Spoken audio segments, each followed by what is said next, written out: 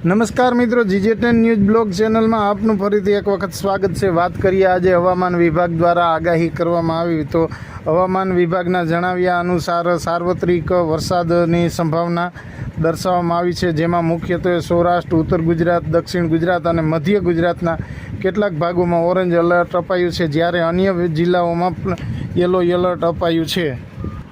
Orange alert અપાયું છે તેવા જિલ્લાઓ જેમાં સાબરકાંઠા, મહેસાણા, ગાંધીનગર, અમદાવાદ, સુરેન્દ્રનગર, મોરબી, જૂનાગઢ, રાજકોટ, બોટાદ, ભાવનગર, મહેસાણા, આણંદ, ખેડા, અરવલ્લી, પંચમહાલ, નવસારી, ડાંગ, તાપી, ભરૂચ, સુરત, નર્મદા, વડોદરા અને વલસાડમાં ઓરેન્જ એલર્ટ આપવામાં આવ્યું છે। જ્યારે વાત કરીએ તો યલો એલર્ટની, તેમાં છોટાઉદેપુર, પોરબંદર, જૂનાગઢ, કચ્છ, પાટણ, દ્વારકા, બનાસકાંઠા, ગીર સોમનાથ, દાહોદ જિલ્લાઓમાં યલો એલર્ટ આપવામાં આવ્યું છે।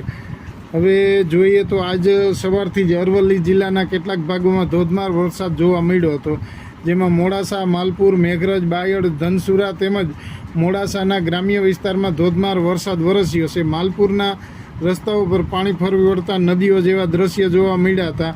આ સિવાય વાત કરીએ અમદાવાદમાં પણ આજ સવારથી વાતાવરણમાં પલટો જોવા મળ્યો હતો અને કેટલાક વિસ્તારોમાં ધીમી ધારે વરસાદ જોવા મળ્યો હતો।